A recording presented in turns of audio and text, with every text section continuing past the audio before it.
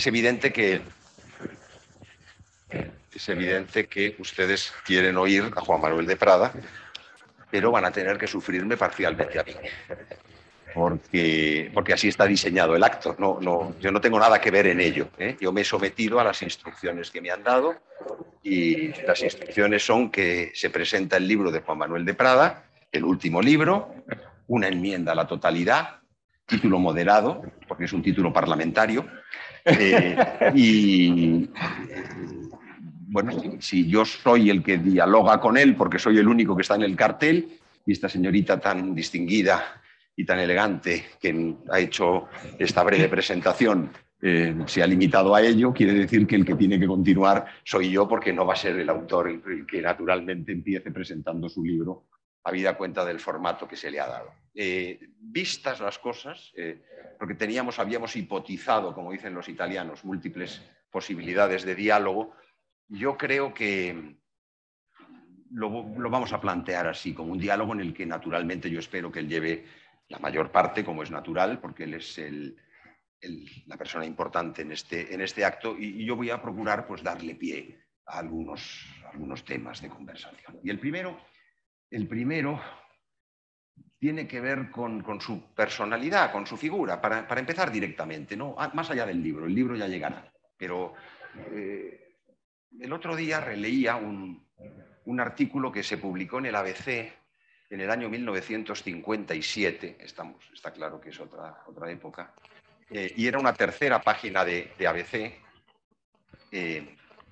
El autor era Leopoldo Eulogio Palacios, catedrático de Lógica de la Universidad Complutense de Madrid y miembro de la Real Academia de Ciencias Morales y Políticas, maestro del profesor José Miguel Gambra, que no sé si está por aquí, pero podría estar. Bueno, el caso es que Leopoldo Eulogio Palacios publicó un artículo titulado El juicio y el ingenio. Y comenzaba diciendo que eran dos facultades distintas, tanto en las personas como, por extensión, en las épocas. Y que había personas dotadas de ingenio, pero quizá no de juicio, y que había épocas que se caracterizaban por la ingeniosidad, pero que estaban desquiciadas. Era un artículo memorable, porque hacía un repaso psicológico, sociológico, político, y hasta se metía en la teología, porque Leopoldo Eulogio Palacios pues, fue una personalidad única que 20 años después de esos artículos llegó a publicar en la tercera página de ABC también la única defensa del arzobispo Monseñor Lefebvre, por decir algo no banal, o la única defensa de la misa tradicional. Y entonces yo pensaba, Juan Manuel de Prada evidentemente es ingenioso en su origen, porque el novelista tiene que tener ingenio. Ahí hay una base inicial de ingenio. Y no todos los novelistas son juiciosos. Más aún, yo diría que en este momento la mayor parte de los novelistas son desquiciados. Es decir, existe una contraposición entre el juicio y el ingenio. Pero en el caso de Juan Manuel de Prada ha ido abriéndose camino. No digo que hubo alguna fase en su vida desquiciada, no osaré decirlo. Esto si acaso lo debe reconocer él o en confesión con alguno de nuestros venerables sacerdotes que nos acompañan, o si no quiere en confesión, en la intimidad de la amistad se pueden reconocer esas cosas. Pero es evidente que del juicio, del ingenio, ha ido adquiriendo progresivamente dosis crecientes de juicio. Y a mí esto me parece una maravillosa metáfora del barroco. ¿Y por qué? Porque, bueno, ya está, aquí ya está bien, querido Juan Manuel. No, hombre, no, pero por Dios, no. Luego sigo. Estoy gravemente ofendido porque has dado por hecho que ya no estoy desquiciado, y esto es peligroso, porque un creador siempre tiene que tener un componente de desquiciamiento para poder seguir escribiendo, ¿no? No corras. Es la primera pregunta. Creo que tenemos una silla vacía ahí, ¿verdad? Y por lo tanto, la persona más anciana de las que se encuentren de pie, alguna persona ya de cierta edad, yo creo que podríamos sentarla aquí. ¿Eh? Venga, vamos allá.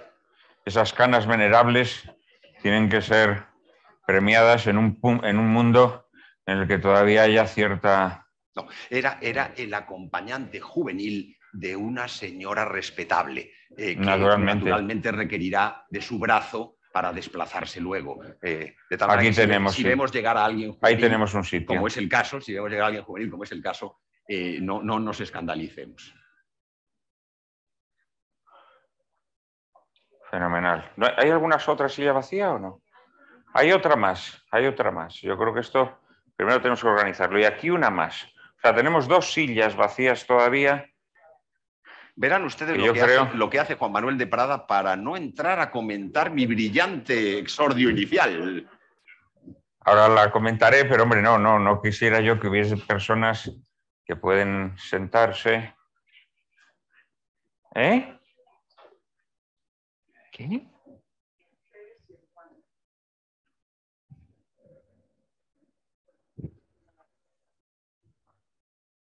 Bueno. Pues, bueno, ante todo, muy buenas tardes a todos. Muchísimas gracias. Es para mí un inmenso honor estar hoy aquí acompañado por mi amigo y maestro Miguel Ayuso. Y es para mí una alegría estar con todos ustedes en esta presentación de una enmienda a la totalidad, que efectivamente tiene un título muy parlamentario, lo cual ya de entrada nos propone una ironía, ¿no? Porque, como bien ha dicho Miguel Ayuso, el escritor nunca debe perder el sentido del ingenio. Y, por lo tanto, la ironía es una de las estrategias del ingenio en un libro que es poco parlamentario, en realidad, ¿no, Miguel? Yo creo, ¿no? Gracias a Dios. Pero me proponías el tema del barroco como el lugar de encuentro entre el ingenio y el juicio, ¿no? Bueno, que es un tema interesante porque realmente el término barroco al final se ha convertido en un término peyorativo en nuestra época, ¿no? Miguel Ayuso me pidió hace poco que escribiera un trabajo sobre el barroco, tratando de descifrar su esencia. ¿A qué llamamos barroco? Hoy en día, cuando decimos barroco, en realidad nos estamos refiriendo casi como una especie de proliferación formal que invade la escritura o el arte, ¿no? que lo anega, en el caso de la literatura de palabrería, en el caso de otras artes, pues de un esplendor formal que se logra a costa de asfixiar el fondo, la sustancia de lo que se narra.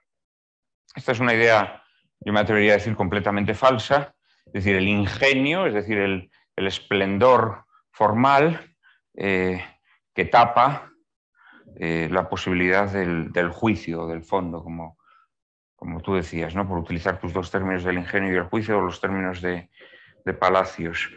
Esto, como digo, es completamente falso y sin embargo es una idea que se ha ido imponiendo, Para mí, llamativamente, Miguel, cuando estudié a los grandes tratadistas del barroco, no es una cosa reciente. No, grandes tratadistas es mucho decir. Bueno, tratadistas, sí. Bueno, los tratadistas académicamente más referenciados, ¿no?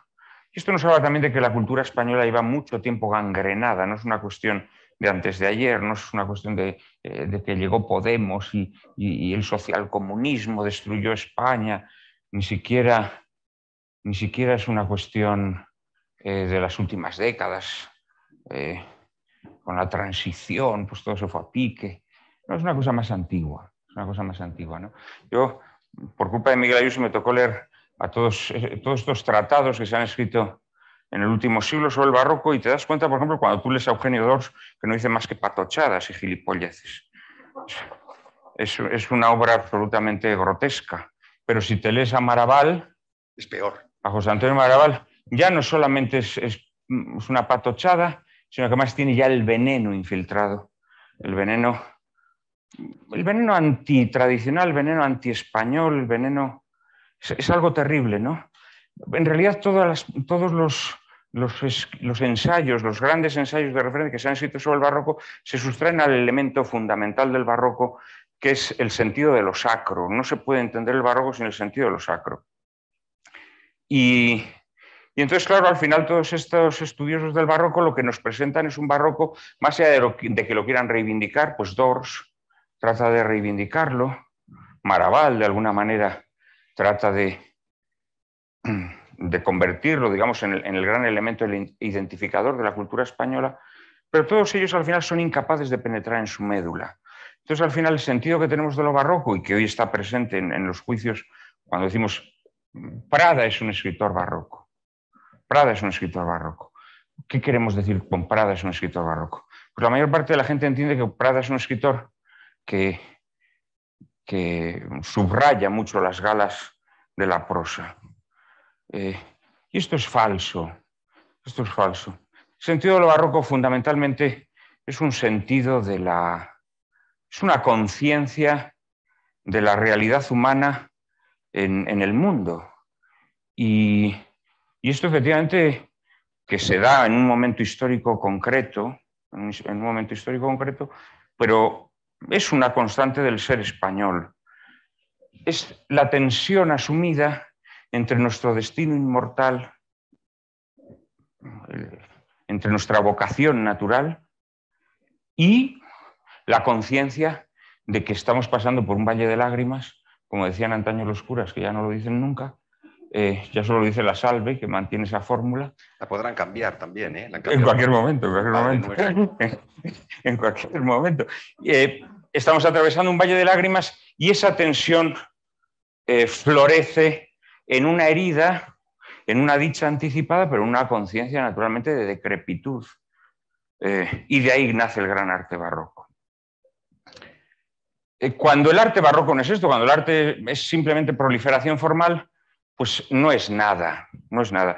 Y si nosotros miramos a lo largo de la historia todos los que han sido los grandes creadores, entre comillas, barrocos, pues vamos a ver que los grandes creadores barrocos viven esta tensión formidable. Seguramente el primer gran artista barroco podríamos decir que fue San Juan, ¿no? Porque el Apocalipsis es una obra extraordinariamente barroca y vive esa tensión, la tensión del destino humano, la conciencia de nuestra condición perecedera y la certeza de ese horizonte escatológico y por lo tanto inmortal, ¿no? Y eso yo creo que es una constante en toda esta literatura barroca. Cuando despojas al barroco de este sentido de lo sacro, el barroco se convierte en palabrería, que puede alcanzar un esplendor formal, ¿no?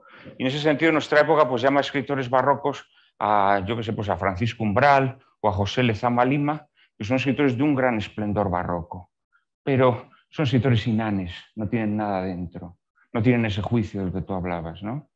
En realidad, los grandes escritores barrocos pues son un Quevedo o un San Juan.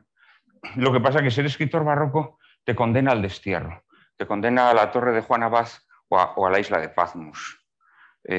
Cuando eres un escritor simplemente palabrero, pues puedes disfrutar de las pompas, ¿no? de tu tiempo y ser celebrado y demás, ¿no? Entonces, yo creo que ser escritor barroco es también una opción por la misión del artista, ¿no? Que es una misión que no tiene que ser simplemente el comulgar con su tiempo, sino que tiene que ser, de alguna manera, el no desdeñando su tiempo, es decir, aceptando su tiempo, abrirse a algo, a una puerta que el tiempo en el que le ha tocado vivir ha cerrado, ¿no? Entonces, en este sentido, sí, yo creo que el artista auténticamente barroco es esa mezcla de ingenio y de juicio que en mí seguramente es desequilibrada, porque también el artista barroco tiene que tener un componente de desequilibrio, querido Miguel, tú lo sabes, ¿no? Entonces, Lo intuyo, lo intuyo. Sí. Entonces, siempre hay un componente de desequilibrio y en unos ese desequilibrio son porque son muy ingeniosos y en otros porque estamos un poco, nuestro juicio está un poco averiado, ¿no? Y seguramente, pues mi caso es más bien el segundo. No, de esto vamos a ir hablando poco a poco. En primer lugar, digamos, Juan Manuel de Prada ha tomado el toro por los cuernos, ha hecho muy bien, porque si estamos en el centro del ruedo ibérico, en una corrida esplendorosamente barroca, pues naturalmente no se puede tomar sino el toro por los cuernos. Y lo ha hecho bien, como es natural, ligándolo por una parte con el genio hispánico, a mi modesto entender. Entender el barroco es entender el sentido de lo hispánico. No es que lo barroco termine o se cierre en lo hispánico, porque el segundo ejemplo que ha puesto Juan Manuel de Prada con San Juan en la isla de Patmos, evidentemente va fuera del mundo hispánico. Pero es cierto que donde el barroco ha alcanzado su máxima expresión y casi se ha encarnado de modo perenne, si hay un lugar donde el barroco es perenne, la perennización del barroco, podríamos decir, es el mundo hispánico. El mundo hispánico de los reinos, de los que fueron reinos peninsulares, y no hablemos ya del barroco ultramarino, donde esencialmente por haber nacido en ese momento de esplendor del barroco, el barroco casi lo es todo. Entonces, yo creo que con esto Juan Manuel de Prada nos ha acercado a una meta central del mundo hispánico. El mundo hispánico es la continuidad del pensamiento católico encarnado en formas que son las de combinación de juicio e ingenio que llamamos barroco. Es verdad que también ha utilizado el término opción, del que, para que esto no parezca Versalles, pues vamos a empezar a discrepar un poco, claro, porque en la vida las opciones tienen dos sentidos. Yo creo que Juan Manuel de Prada lo ha utilizado no en un sentido voluntarista, sino que lo ha optado en el sentido de aquello que forma parte de una decisión entrañada en la ejecutoria de la vida. Optavi et datus mihi sensus, invocavit et venit spiritum sapientiae. Porque elegí, encontré el sentido. Me fue dado el sentido. Pues yo creo que... ¿Dónde utilicé la palabra opción? Porque ya no lo recuerdo. Utilizaste la palabra opción de manera irresponsable. ¿Dónde? Pero... ¿Dónde la utilicé? Es que no lo recuerdo. En un momento de tu vida como escritor que existe la opción. Y repetiste por 3 veces el término opción. Si hubieras utilizado solamente una vez, yo como todo confesor o predicador... Pero no sé en qué contexto utilicé la palabra, pero bueno, da igual. No, pero olvidémonos de las opciones no. en este momento. Es una cosmovisión liberal que yo he llevado hacia el mundo católico, claramente con la cita del libro de la sabiduría. No, pero bueno, la vida es libre albedrío, entonces, pero bueno, sigue. No, te decía, el juicio y el ingenio, en tu caso, yo en esto también discrepo, el juicio, sin perjuicio del ingenio, el juicio ha ido verdaderamente afinándose de manera admirable. Yo creo que eso cualquiera de tus seguidores estará en condiciones de decir que permaneciendo el ingenio, el juicio siempre ha crecido. Y para mí esto es muy importante y además ha crecido con conciencia del juicio, porque no siempre el juicio, a veces el juicio se adquiere de una manera, digamos, inconsciente, simplemente uno va madurando. En tu caso hay una clara conciencia del juicio que vas adquiriendo progresivamente. No digo que no lo tuvieras, ya lo he dicho antes, siempre lo tuviste, pero se fue perfeccionando, fue madurando. Y ahí se ha ido añadiendo un elemento adicional, que es un elemento combativo, un elemento de combate, un elemento militante, que, digamos, no forma parte necesariamente del ingenio, que desde luego forma más parte del etos del juicio, pero que en tu caso ha sido evidente en la combinación de juicio e ingenio. Esta militancia, que creo yo que la vamos a ver a lo largo de la conversación en los minutos siguientes, sin duda, ha dado lugar a una verdadera batalla, que por cierto no es la llamada batalla cultural, de la que con gran brillantez el sábado pasado dabas cuenta en tu columna de ABC. Batalla cultural, ¿sobre qué? Batalla cultural dada por qué fuerzas, batalla cultural por gentes que en el fondo comparten los mismos principios de los que simplemente rechazan algunas consecuencias. Bueno, ahí está una de las claves, a mi juicio, de la pugnacidad creciente del juicio de Juan Manuel de Prada como escritor ingenioso. La milicia, pero una milicia en una batalla cultural que no es la batalla cultural de la que oímos hablar estos días. Bueno, pero voy a enlazar con lo que me propones, Miguel. Cuando dices que he utilizado la palabra opción, que no sé en qué momento la he utilizado, sin embargo, tú todo el rato has estado hablando de opción. Claro, has estado hablando de opción, porque has hablado que yo he hecho una elección a través del juicio, pero el juicio humano no es una elección. No, Javier, el protagonista eres tú. No, ya. No, pero arrojes sobre mí entiendo, las críticas. Entiendo que a la palabra opción se le puede dar una connotación peyorativa o una connotación con la que no estoy de acuerdo, pero es que la vida es constantemente una elección. Es decir, que en realidad lo que define nuestro paso por la Tierra es una elección constante. Es decir, que un escritor tiene que hacer una elección, naturalmente que la tiene que hacer una elección entre acomodarse o no o incomodarse. Y una vez que eliges incomodarte, tienes que elegir si incomodas también a tus lectores. Y una vez que has elegido si incomodas a tus lectores, tienes que elegir cómo los incomodas. Quiero decir que sí, constantemente estamos haciendo elecciones. Y en realidad el juicio, que es un discernimiento, es también una elección. Otra cosa es que esa elección, naturalmente, sea entre categorías que tenemos la capacidad de determinar mediante ese discernimiento, buenas o malas, pero sí estamos eligiendo constantemente, ¿no? Sí estamos eligiendo. Y desde luego un escritor elige constantemente, ¿no? Para bien o para mal. Para bien o para mal. Efectivamente, la cuestión que planteas de la batalla cultural, yo creo que es en el fondo es el tema de fondo de mi libro, ¿no? Cuando yo digo una enmienda a la totalidad de forma irónica, lo que estoy planteando es una auténtica batalla cultural, si es que esta expresión la damos por válida. Esa batalla cultural solamente se puede dar si combates a las ideas establecidas desde unos principios que sean adversos, desde unos principios que las nieguen o las refuten. Si aceptas esos principios, ya no puede haber una auténtica batalla.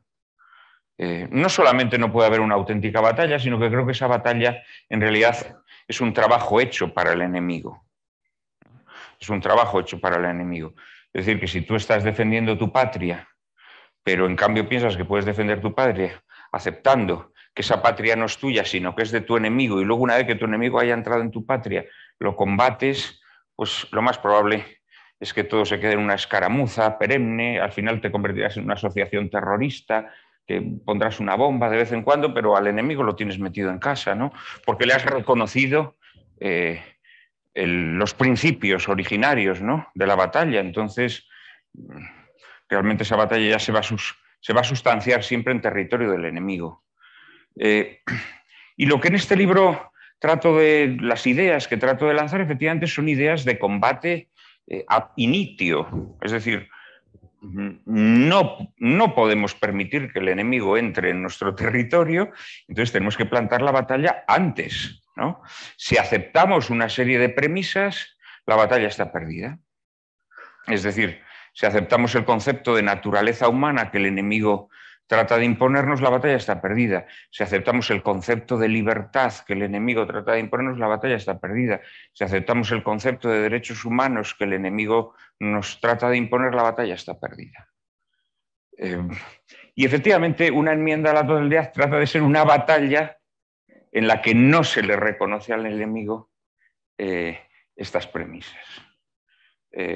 en donde no le reconoces las armas con que hay que librar la batalla, en donde no le reconoces el marco en el que el enemigo desea desarrollar la batalla, ¿no? Yo creo que esto es algo fundamental de lo que nos tenemos que dar cuenta.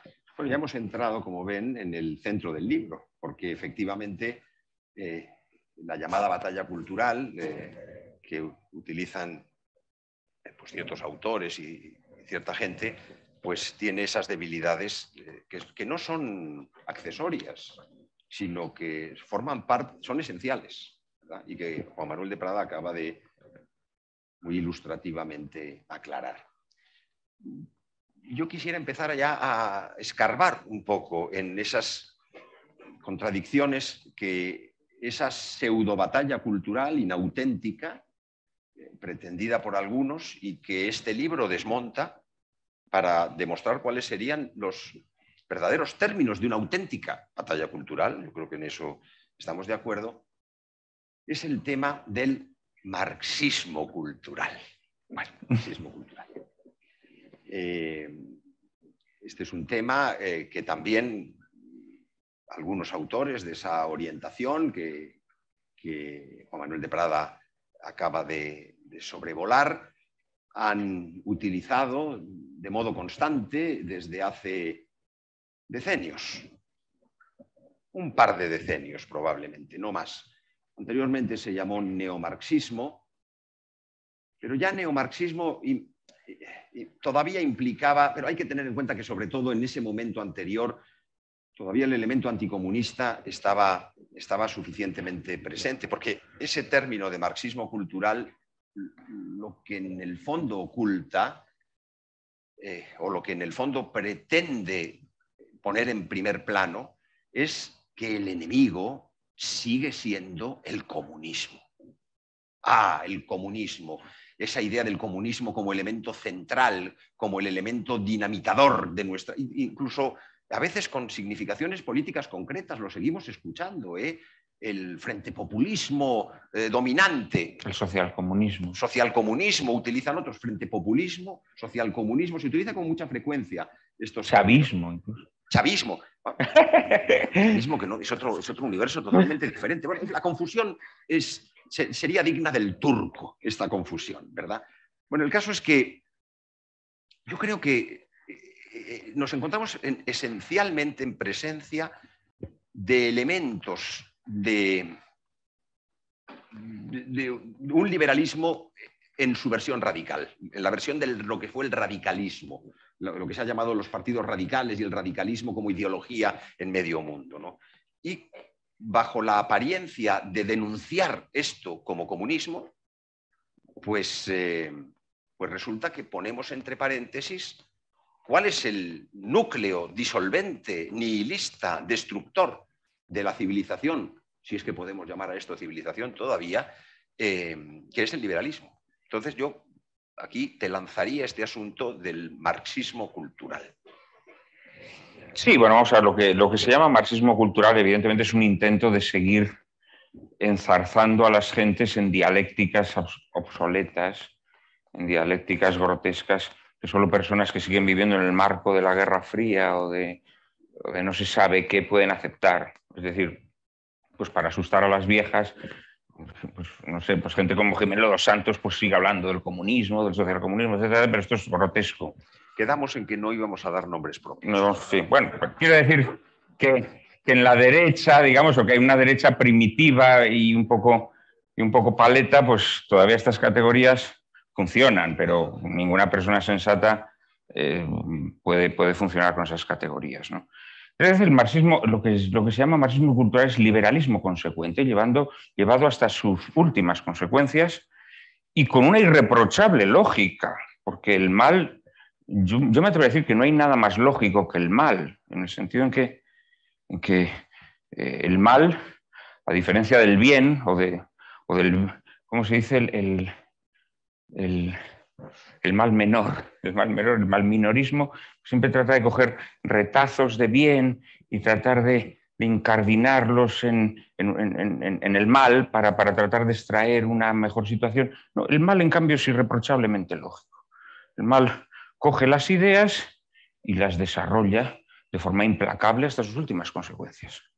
Entonces, si tú aceptas la libertad tal y como la considera el liberalismo, la libertad prescindiendo del orden del ser, prescindiendo de la naturaleza humana, de la vocación humana, de lo que el ser humano es, si tú descabalgas lo que la libertad es de la naturaleza humana, pues la libertad naturalmente se convierte en un...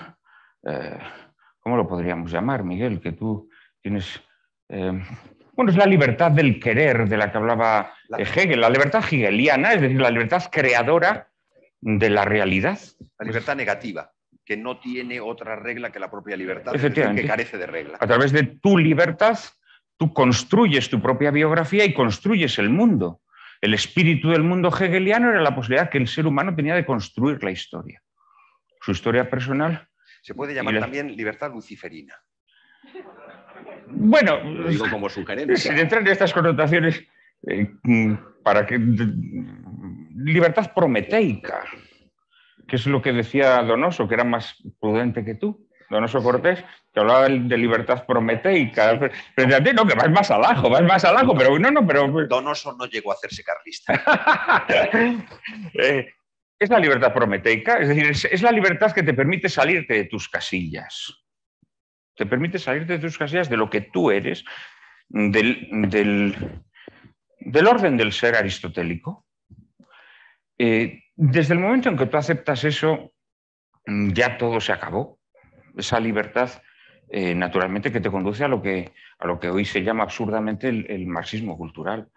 Esto es inevitable. Es inevitable porque esa libertad es autodeterminación. Es autodeterminación.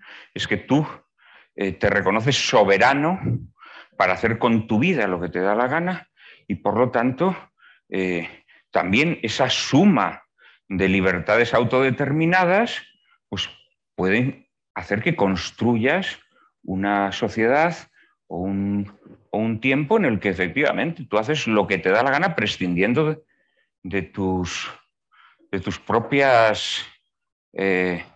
realidad biológica, en primer lugar, realidad política, realidad social, etcétera, etcétera, ¿no?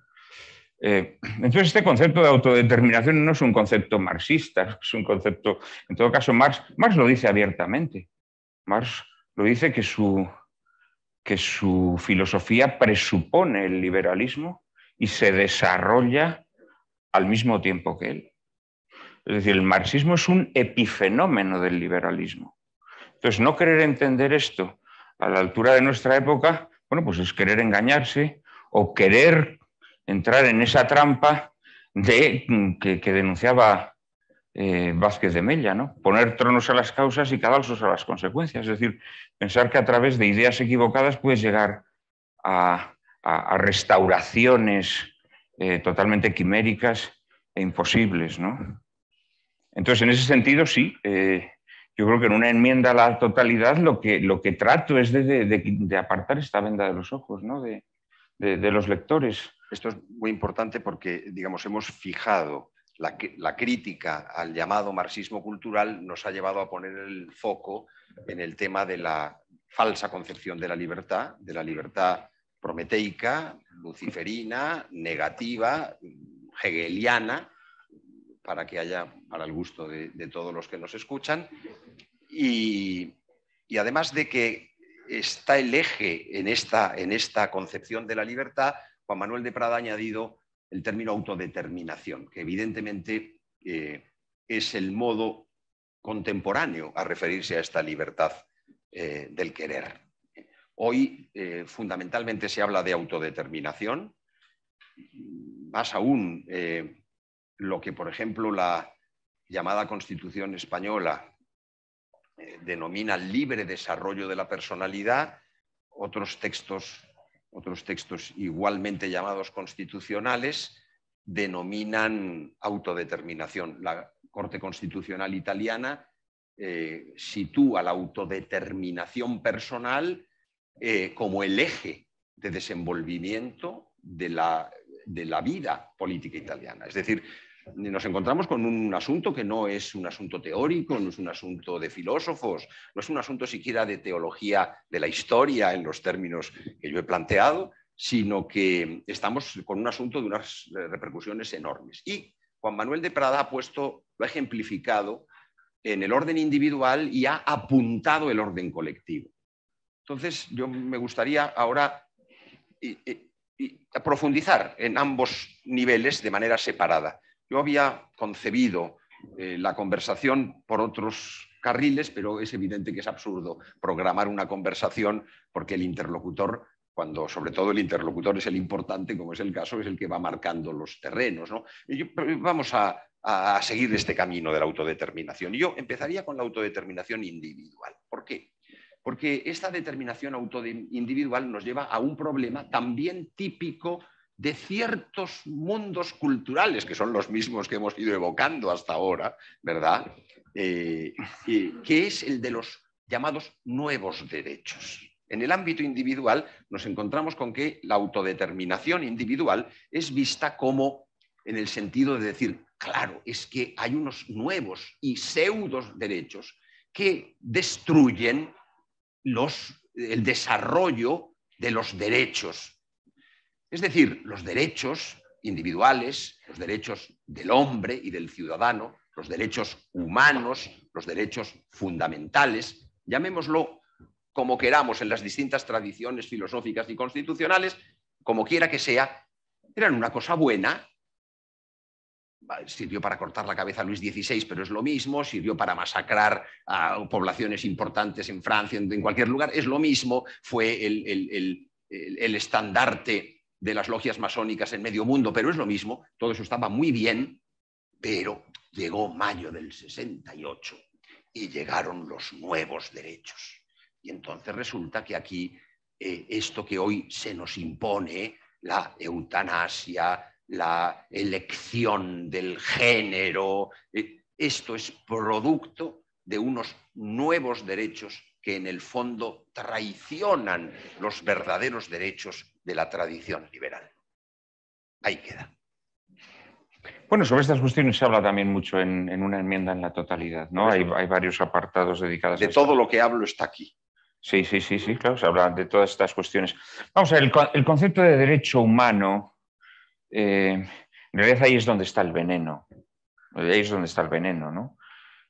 Los seres humanos tenemos derechos en cuanto que somos seres humanos concretos en una situación concreta y nuestro lugar en el mundo implica unas relaciones jurídicas que generan derechos y generan obligaciones. Entonces, si uno es propietario de un terreno, pues tendrá unos derechos y tendrá unas servidumbres, y si uno es natural de no sé qué lugar, pues también tendrá unos derechos que nacen de su condición de lugareño, etcétera, etcétera. Es decir, los derechos en una visión tradicional de la naturaleza humana están ligadas a tu ser, en primer lugar, y luego en la situación concreta en la que tú desarrollas tu vida, ¿no? El concepto de derechos humanos en realidad nace de una abstracción, es decir, se considera que hay del mero hecho de ser humano, de ser hombre o de ser mujer, como habría que especificar hoy en día, o como nos lo exigen, pues surgen una serie de derechos abstractos, que además están ligados no a tu naturaleza, no al orden del ser aristotélico, sino que están ligados precisamente a este espíritu hegeliano que permite que la naturaleza humana vaya generando las condiciones en las que progresa. Entonces, en ese sentido, todo intento de decir que sí hay unos derechos humanos buenos y unos derechos humanos malos es falsa completamente. Es decir, el aborto es tan derecho humano como, no sé, el más liberal y primitivo de los derechos humanos reconocido por las declaraciones liberales. Es exactamente lo mismo, parte del mismo concepto. Exactamente del mismo. Y es inevitable que en esa visión progresiva o progresista de la naturaleza humana, pues naturalmente se vaya a la conquista de nuevos derechos.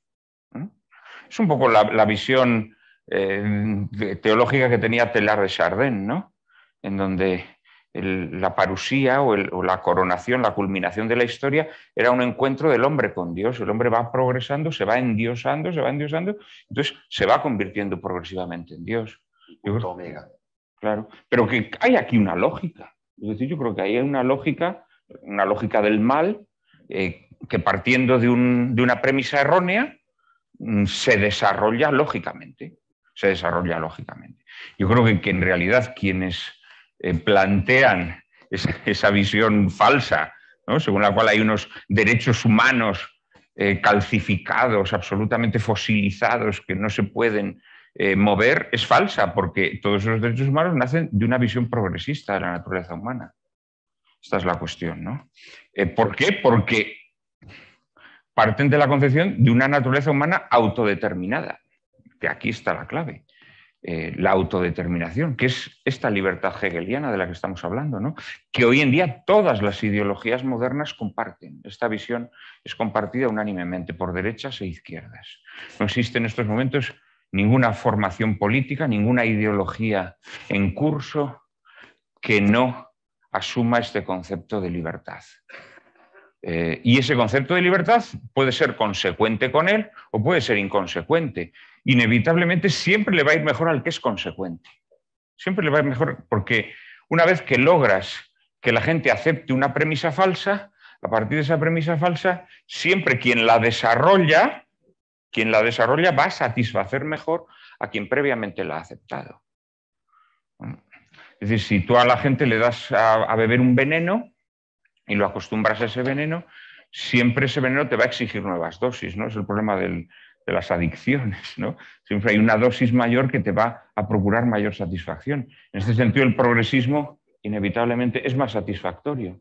Es más satisfactorio, como es natural, ¿no? Porque si tú dices, no, los derechos humanos llegan hasta aquí, llegan hasta pues, el aborto con peligro de vida para la madre, ¿no? Llegamos hasta aquí. Luego ya el aborto porque el niño sale subnormal, no, ese ya no. Pues eso no es consecuente. No es consecuente. Y esto ocurre con cualquier otro debate que hoy tengamos, ¿no? Entonces, la autodeterminación, que es el concepto embrionario, la visión de la libertad hegeliana, inevitablemente conduce a unos derechos humanos que están en constante renovación y en constante progreso. Es inevitable porque el espíritu del mundo hace que la naturaleza humana y la propia historia avancen. ¿Avancen hacia dónde? Bueno, pues según esa visión hegeliana, hacia una perfección humana, ¿no? Según una visión tradicional, avanzan hacia el precipicio abismal, hacia el báratro, ¿no? Pero es una idea plenamente consecuente. En este sentido, yo creo que la única oposición posible no es reconocer ese concepto de libertad, sino negar ese concepto de libertad, ¿no? Y trabajar en negar ese concepto de libertad. Porque luego, además, claro, una incongruencia muy, muy disparatada en el mundo de la derecha española es pretender que existe una autodeterminación individual, pero en cambio negar una autodeterminación colectiva. Vamos a eso. Porque aunque he tenido tentaciones de cambiar el hilo de la conversación al hilo de muchas de las cosas que ha dicho Juan Manuel de Prada ahora y que hubieran llevado, pero ya había anunciado que íbamos a hablar primero de la autodeterminación individual y de la colectiva. Ya no volveré a anunciar nada, sino que esperaré exclusivamente a ver por dónde van las cosas. Pero ya que lo habíamos anunciado, vamos a la autodeterminación colectiva. Por eso, ahí va a entrar Juan Manuel de Prada ahora. Es evidente que no se puede afirmar la autodeterminación individual y rechazar la autodeterminación colectiva. Es una cosa que no entra en cabeza alguna. Es otra de las incoherencias o de las inconsecuencias que Juan Manuel de Prada sagazmente ha venido denunciando en el último trecho de nuestra conversación de hoy. Pero en cambio este es un asunto que, igual que la autodeterminación individual, es un tema más reciente digamos, en el discurso dominante de hoy. En cambio, la autodeterminación colectiva tiene una mayor antigüedad y ha dado lugar a algunos problemas concretos. Yo no sé si Juan Manuel de Prada va a querer entrar ahora en el tema de los problemas concretos relativos al predio hispánico en el que nos desenvolvemos, yo de momento le preguntaría sobre todo por la conexión entre autodeterminación individual y autodeterminación colectiva. Porque la idea de que los pueblos deben autodeterminarse está conectada esencialmente a premisas modernas, la idea de la soberanía, que es una idea anticristiana y una idea falsa, la idea de la voluntad general, en un sentido, digamos, hay un magma cultural, político, de cultura política, que es sobre la que se funda la idea de la autodeterminación colectiva, pero que es coherente con las premisas de autodeterminación general, que son las que a veces en el orden individual se rechazan, pero que en cambio determinan incoherentemente posiciones distintas en el otro ámbito. Entonces, probablemente aquí te vas a explayar sobre muchos temas. Bueno, tampoco debemos explayarnos demasiado para no aburrir a nuestros amables oyentes, ¿no? Pero efectivamente hay una sección en el libro dedicada a esta cuestión. Vamos a ver, el tema... El propio concepto de nación liberal, que además Renan define perfectamente, ¿no? Y que hace depender de la voluntad de quienes se conforman como nación, ¿no? Y que es un concepto al que, bueno, se le pueden añadir más o menos circunstancias históricas como aderezo, pero que al final esas circunstancias históricas no dejan de convertirse en una apelación romántica o en una apelación casi esteticista, ¿no? Pero al final, si tú aceptas el concepto de nación es la autodeterminación de una colectividad humana. Digo colectividad porque no es auténtica comunidad, Ni pueblo tampoco. Ni pueblo, es un sentido prometeico, es decir, la nación liberal es una realización prometeica. Es una realización prometeica en la que una colectividad decide definirse como nación. ¿Y cómo se define como nación? Bueno, pues porque se reconoce en sí misma unos rasgos comunes, sí, pues también una historia común, si se quiere, una historia que puede ser naturalmente haber sido elaborada románticamente, pero sobre todo es un acto de voluntad, es un acto de autodeterminación. Y en este sentido, claro, no tiene ningún sentido establecer como una línea divisoria entre la autodeterminación individual y la autodeterminación colectiva, máxime cuando además reconoces el concepto liberal de voluntad general, máxime cuando reconoces, bueno, ni siquiera las mayorías, ¿no? Entonces, todo el problema que tenemos en España es un problema de fondo que, paradójicamente, creemos que podemos solucionar precisamente con las ideas que han contribuido a crearlo, no que han contribuido, que lo han creado. Y esto es algo desquiciante, ¿no? Sarcástico. Hay un episodio en El Lazarillo en donde el ciego, el amo del Lazarillo, el muy cabrón, descalabra al pobre Lázaro con una jarra de vino y luego le cura las heridas con vino y le dices, ves Lázaro, lo que te hizo daño ahora te cura. ¿No? Se le dice el cabrón riéndose de él, ¿no? Y en el fondo eso es lo que trata de hacer el liberalismo. El liberalismo crea el problema y luego nos asegura que lo va a solucionar. Es algo demente, pero que se acepta con cierta naturalidad, ¿no? Y contra esta idea venenosa, en realidad, al final el orden liberal no tiene más que la fuerza coactiva de leyes absolutamente arbitrarias, ¿no? En realidad, todo lo que ha ocurrido en Cataluña ha sido el imperio de la arbitrariedad. Ese artículo 155 que tan fogosas ponía a las masas era la pura arbitrariedad de una ley que no tenía ninguna base.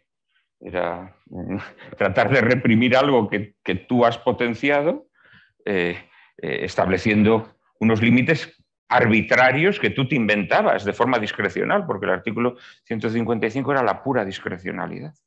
Es la pura discrecionalidad. es la pura discrecionalidad, ¿no? Pero además es que lo que pretende es algo absurdo, lo que pretende es algo absurdo, ¿no? Porque el veneno de esa capacidad que tiene los seres humanos organizados a través de su libertad del querer, de organizarse como nación, se trata de coartar, de restringir, de impedir a través de entelequias jurídicas que dicen que no, que eso solamente se puede hacer si toda España lo quiere, en fin, cosas absurdas. Cosas absurdas. Es como si dijéramos a un señor que se quiere cambiar de sexo, que le tiene que preguntar a su tía, la de Cuenca, y a su sobrina, la de Jaén, si se puede cambiar de sexo. Es exactamente igual. Es exactamente igual. O sea, que los señores de Zamora o los señores de Andújar tengan que votar para que los catalanes se separen o no se separen, es exactamente igual que si yo ahora me quiero cambiar de sexo y le tengo que preguntar a mi tía, la de Cuenca, y a mi prima, la de Vigo, si yo me puedo cambiar de sexo. Es exactamente lo mismo. Exactamente lo mismo. Entonces, no nos dejemos engañar por ideas que son falsas. Ideas que son falsas. El veneno está en esas ideas. Y esas ideas tienen unas consecuencias. Tienen unas consecuencias. Y lo otro, es decir, un ordenamiento jurídico que, en primer lugar, ampara que esas ideas formen parte de la plaza pública. Es decir, que no considere que esas ideas atentan contra la preexistencia de la comunidad política frente a su ordenamiento jurídico. Es decir, que primero se permite que haya señores que defiendan la posibilidad de destruir la comunidad política. Que además les permite formar partidos políticos que se subvencionan, es decir, que se fomentan, ¿no? Que permite que esos partidos políticos participen en elecciones, que se permite que esos partidos políticos, si ganan esas elecciones, ocupen las instituciones. Y que una vez que ocupan las instituciones, se les dice, no podéis ejercer vuestra autodeterminación, porque vuestra tía, la de Cuenca, y vuestra prima, la de Vigo, tienen también que daros permiso para poder independizaros. Eso es absolutamente irracional y grotesco.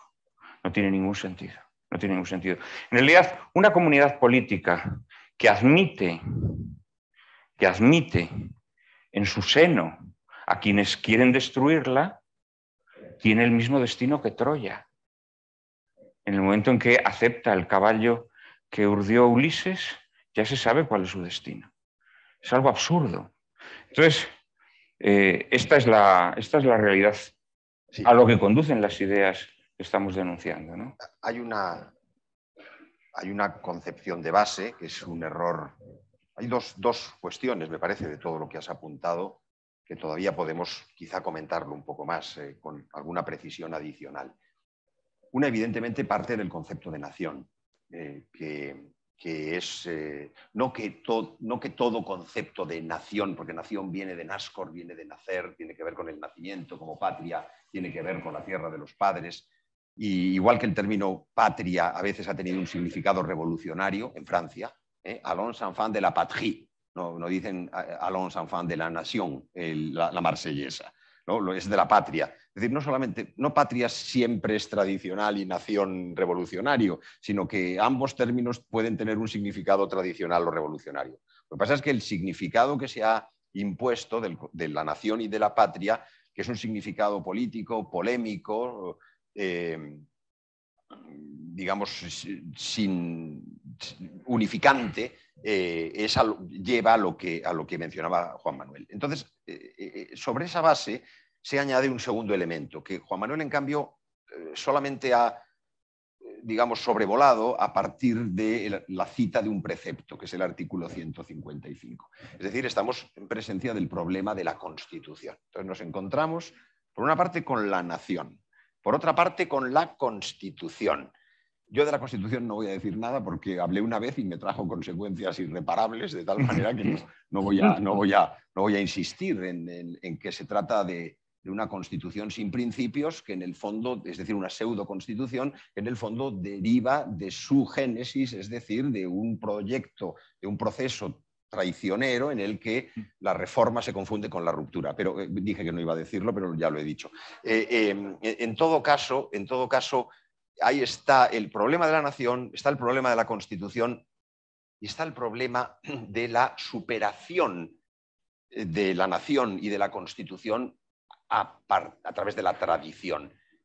A partir de aquí, me gustaría que diéramos un giro, pero de momento probablemente hay unas páginas preciosas en el libro que son, precisamente se llama Una Cataluña carlista, donde lo que hace es hacer la historia de cómo Cataluña es probablemente entre los territorios hispánicos, entre los cuerpos políticos de la vieja monarquía hispánica, el que fue más tradicional y el que fue más antirrevolucionario y el que hizo más guerras contra la revolución. Cuando uno empieza a examinar desde la Guerra Gran contra la Convención, antes todavía de la invasión napoleónica, la Guerra Gran solamente fue en Cataluña y en parte en Navarra. Tenemos la guerra llamada de la independencia, término nacionalista que no es quizá el ideal, pero bueno, que es la reacción contra la francesada.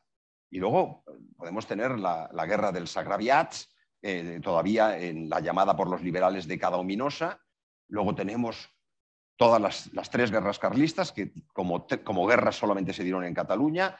Y luego cuando uno examina la historia de Cataluña, prácticamente no hay año de entre 1833 y 1936 en que no hayan asonadas tradicionales. Es decir, Cataluña, esta es lo ha explicado mejor que nadie el profesor Canals. Digamos, hay aquí algo misterioso y algo profundo, ¿no? Ese carácter entrañadamente tradicional de la vieja Cataluña, que en cambio hoy se torna en punta de lanza de la revolución. Bueno, pero aquí están pero tres querido ideas. amigo, es que esto lo explica Dostoyevsky perfectamente. Es decir, el liberalismo en naciones inanes, pues simplemente las degenera, las convierte en pueblos de pervertidos y de bazofia humana, ¿no? Pero el liberalismo inyectado en Rusia lo que hace es provoca la reacción bolchevique. Pero es que esto también pasa en España, de alguna manera. Es decir, en España se podría hacer, sin forzar excesivamente la interpretación, que la guerra civil es una consecuencia de la inyección de un veneno contrario a la tradición política española. Y yo creo que en Cataluña pasa lo mismo. Es decir, yo creo que Cataluña, precisamente por ser la tierra más tradicional de España, la inyección del liberalismo forma un mejunje monstruoso con esa base tradicional que degenera en lo que hoy vivimos, ¿no? Yo me precio bastante... Bueno, yo aparte me confieso catalanófilo y mi catalanofilia me ha procurado muchos quebrantos, ¿no? Porque todo ese mundo facho liberal horrendo me acusa de independentista y demás, porque una vez que fui a Cataluña me preguntaron si yo consideraba que Cataluña era una nación, ¿sabes? Y yo dije que desde el punto de vista tradicional no hay ninguna nación más evidente dentro de España que Cataluña. Porque desde el punto de vista tradicional, si aceptamos, bueno, como lo utilizan todos nuestros clásicos, ¿no? De nación vizcaíno. Claro, la nación vizcaína, pues no hay nación más evidente que la catalana, porque tiene todos los elementos que integran una nación. Y dije claramente, pero que en cambio, en el sentido liberal, no solamente no pienso que sea una nación, sino que además estoy en contra del sentido de la nación liberal. Bueno, me montaron una terrorífica, ¿no? Pero llevo muchos años con la cuestión catalana, porque he hecho una tesis doctoral que estoy a punto de defender sobre una escritora catalana y me precio de conocer, la verdad, la historia catalana y la realidad catalana, ¿no? Entonces yo creo que todo esto que tú has mencionado es evidente, es evidente. Es decir, yo creo que si hoy España tiene este problema es precisamente por lo que decía Dostoyevsky, porque el liberalismo introducido en pueblos muy arraigadamente tradicionales genera una reacción extraordinariamente virulenta, ¿no? Y yo creo que eso ha ocurrido en Cataluña, claramente, ¿no? Claro, al final, todo el problema de Cataluña es una querella intestina dentro del liberalismo. Es una querella intestina, ¿no? Más allá de que nos la pretendan vender como una batalla cósmica entre dos visiones del mundo antagónicas, es falso. Son dos facciones dentro de la misma visión que combaten por imponer el puro dominio de una sobre la otra, ¿no? Pero en realidad comparten completamente las ideas. Es decir, el independentismo catalán comparte totalmente las ideas con la ideología medular que rige en nuestro tiempo y en este momento en Y España, radicalizado, ¿no?, en algunos casos, ¿no? Totalmente. Es muy sí. significativo que en estos momentos, desde el punto de vista de sociología electoral, si nos atenemos a la sociología electoral, las circunscripciones, los lugares donde el separatismo y el separatismo radical, el soberanismo, como dicen en ocasiones, es más poderoso en Cataluña, pero también en Baskonia, en los 3 territorios vascos, o en Navarra, es precisamente los que fueron tradicionales, no los que fueron liberales, porque es la tesis de Dostoyevsky, es la infiltración del liberalismo en lo tradicional que lo desnaturaliza, pero lo desnaturaliza de modo racial, reaccionando virulentamente contra el enemigo educadito. Mientras que las zonas que fueron, digamos, más moderadas, esto pasa claramente, las zonas que eran liberales pues siguen siendo liberales, las zonas que eran carlistas ahora son separatistas. Pero no es porque el carlismo lleve al separatismo, sino por ese influjo, por ese efecto de lo que Dostoyevsky genialmente observó y Juan Manuel de Prada nos ha reconocido. De la Constitución ni hablamos, ¿verdad? Pasamos a otro tema. Bueno, yo creo que más o menos ya lo hemos dicho. Sí, ya lo hemos dicho. Mejor. Nos dicen que ya vayamos terminando. Sí, pero quedan 2 cuestiones todavía que yo creo que deberíamos afrontar. Una es que todo lo que hemos... es que llevamos ya 1 hora, sí. Todo lo que hemos tratado en buena medida ha girado en torno a las ideologías, que es el subtítulo del libro. El subtítulo del libro es el pensamiento tradicional contra las ideologías modernas. Entonces aquí yo creo que hay por lo menos 2 cuestiones que debemos tratar para, en estos pocos minutos que nos quedan, poder zanjar por lo menos las 2 cuestiones. La primera es que, en general, nosotros el mundo de las ideologías, claro está que la ideología no son las ideas, claro está que la ideología es una perversión producto del racionalismo moderno que lleva a una visión fragmentaria de la realidad. Esto, digamos, esto es lo que es la ideología. Pero el mundo ideológico, del que el pensamiento tradicional es la contrafigura, porque el mundo tradicional, el mundo moderno es ideológico y el mundo tradicional es ajeno a las ideologías, por hacer una síntesis extrema, pero del mundo ideológico hemos mencionado distintas cuestiones, pero en general nos hemos entretenido mucho con lo que toca al mundo ideológico conservador, que es igual de liberal que el liberal, un poco en esa famosa frase de Balmes, que yo he citado muchas veces, de cómo aquellas fuerzas que en los años 30 del siglo XX bautizaron sus instintos y se llamaron moderados liberales, y decenios después lo bautizó su sistema y se llamaron conservadores de la revolución o conservadores del liberalismo, ¿no? Este ha sido un poco el eje de nuestra conversación de hoy, en todos los ámbitos, porque cuando hablábamos del marxismo cultural, cuando hablábamos digamos, de la distinción entre 2 tipos de derechos, cuando hablábamos de una defensa del constitucionalismo liberal, cuando hablábamos...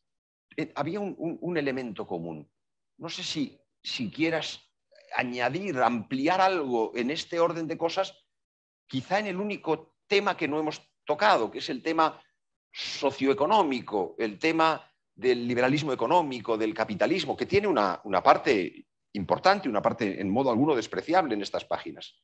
Y que como el tiempo ha corrido, pues yo tenía pensado para más adelante. Bueno, lo hemos dicho de alguna manera, ¿no? O sea, yo he mencionado, ¿no? A mí Marx me parece que tiene un análisis de las realidades económicas extraordinariamente valiosa, ¿no? Lo cual no quiere decir que sea válida, ¿no? Pero es indudable que desentraña muy bien lo que son las relaciones de producción y desentraña muy bien lo que son, bueno, lo que cristaliza en la economía, ¿no? Que la economía en realidad, más allá de que yo no participe de esa visión materialista de la historia, ¿no? Según la cual la economía es el corazón de la historia, pero sí que es verdad que a través de la economía pues, cristalizan bueno, muchas ideas, ¿no? Y bueno, las ideologías se encarnan en la economía a fin de cuentas, ¿no? Porque todo esto que decía, lo que leemos el Evangelio, tienes que elegir entre Dios y el dinero, evidentemente el mal elige el dinero y por lo tanto se encarna en formas económicas. Yo creo que todo el tema del marxismo, yo, como sabes, lo digo en la introducción, ¿no? Confieso que a mí la persona que me cambió la vida fue Leonardo Castellani, el gran Leonardo Castellani, cuya lectura para mí fue... yo no digo que yo no haya leído a mejores escritores que Castellani, aunque bueno, esto sería dudoso, ¿no? Pero indudablemente fue la persona que a mí me transformó.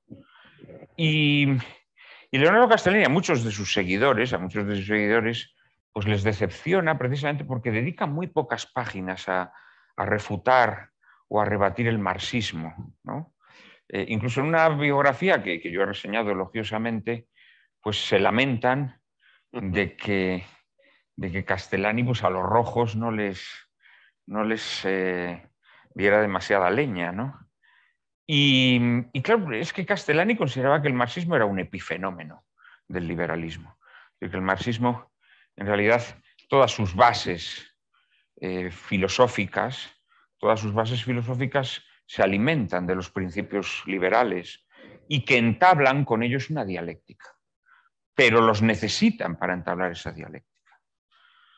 Entonces, en este sentido, naturalmente la visión económica que se postula aquí, que es la de una economía social cristiana, pues naturalmente está enfrentada, ¿no?, a una visión marxista, como está enfrentada a una visión liberal, porque la economía social cristiana nada tiene que ver ni con una ni con otra, por más que unos y otros hayan intentado apropiársela, ¿no?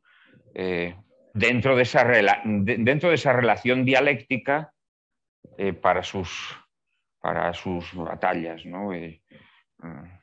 Yo en este sentido, por ejemplo, puede haber cosas de nuestro actual pontífice que puedan no agradarme o de las que pueda disentir, pero en cambio me llama mucho la atención esos sedicentes católicos que despotrican con él por las lecturas que ha hecho de la situación económica presente, en las que yo creo que está bastante acertado en líneas generales y creo que están bastante en consonancia con la doctrina social católica, ¿no?, que es la que en este libro trato de defender. Esto requeriría una conversación interesantísima en la que yo puedo concordar con algunos, sobre todo en clave provocadora, pero bueno, nos piden que no nos desviemos, no, claro, no nos desviemos por arroyos nos piden que cerremos. argentinos. Entonces, es evidente que ese arroyuelos, ¿no? Es evidente que tenemos que terminar. Y sí, bueno, hemos vuelto a la literatura. Porque con Castellani es más que literatura, es juicio de ingenio de nuevo, ¿no? Pero una de las claves de cómo ese mundo conservador destruye todo lo que toca es el nombre de Gilbert Keith Chesterton, al que a Juan Manuel de Prada se le ha identificado por lo gordo, español, básicamente. El estilo, aparte de la brillantez, un poco el etos y la brillantez y la tradición, que son evidentes, pero no son exactamente coincidentes, esto es indiscutible, pero Chesterton ha sido utilizado por ese segmento, en buena medida católico, culturalmente católico y conservador, como una especie de coartada para la no lectura de los autores nuestros, que eran mucho más contundentes y mucho más severos. Yo pienso que Juan Manuel de Prada, en cambio, habiendo heredado parte del genio chestertoniano, la fusión con el genio castelliniano le ha llevado a un cierto energumenismo saludable, que evita las posibilidades de manipulación. Bueno, mira, esto es muy interesante, ¿no? Porque a mí mucha gente efectivamente me vincula con Chesterton, cosa que me honra y me enaltece extraordinariamente, ¿no? Sin embargo, yo creo que cito más a Castellani y sobre todo sí es verdad que creo que Castellani es un autor con el que yo tengo una conexión mayor, ¿no?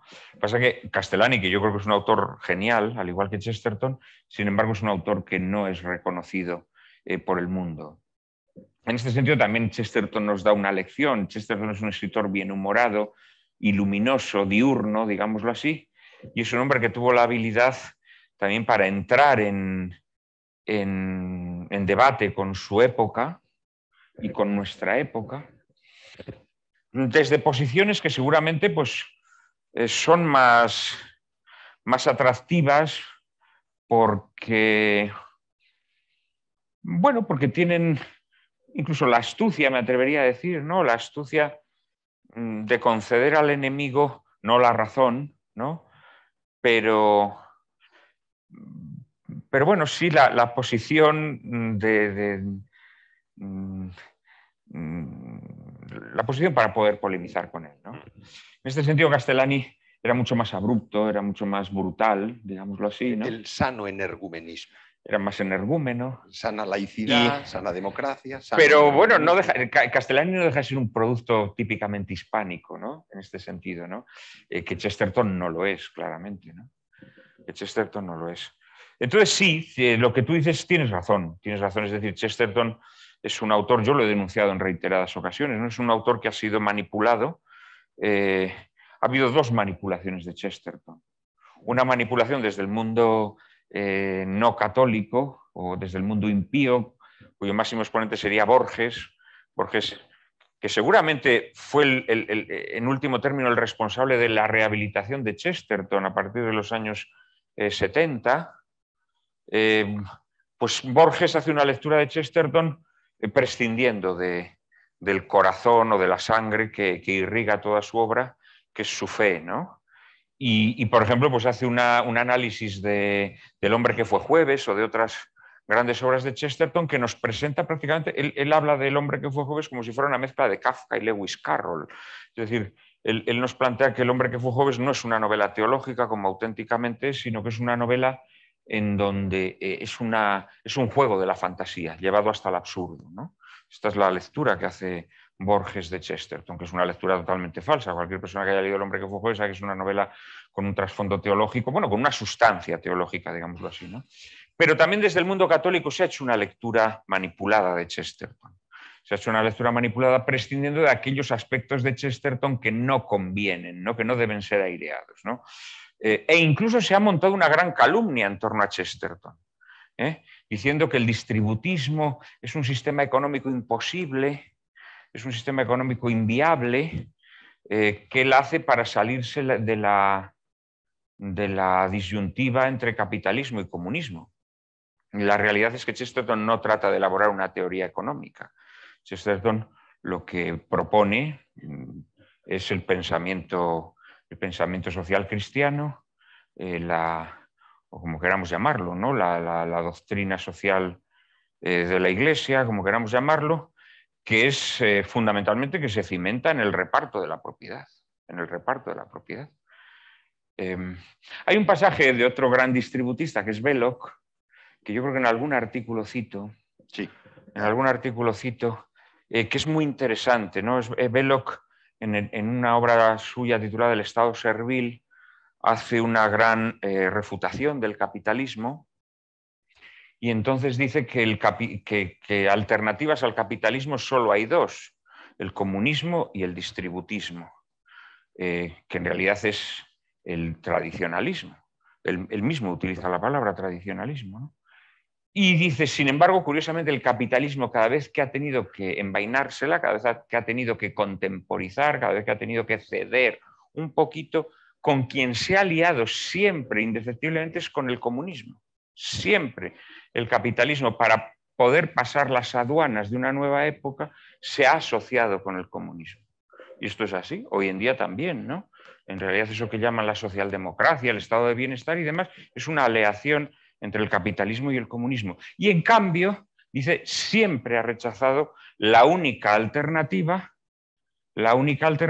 que ya ha probado sus frutos en otras etapas de la historia, previas a la hegemonía capitalista, ¿no? Que es la opción benedictina. No, sí, la benedictina, no, la opción tradicionalista, ¿no? Es decir, la posibilidad de introducir en nuestra economía los planteamientos tradicionales. Y Belloc dice que esto tiene alguna oscura razón. Tiene alguna oscura razón. O sea, ¿por qué el capitalismo, cada vez que tiene que ceder, cada vez que tiene que hacer una concesión, se la hace al comunismo? ¿Por qué el liberalismo, cada vez que tiene que hacer una concesión, se la hace al progresismo? Yo creo que esta es una buena pregunta que nos podríamos plantear. Quizá, ¿no?, para que quede aquí en el aire, la vayamos meditando, mientras no, y así esta señorita descansa y no nos echan violentamente.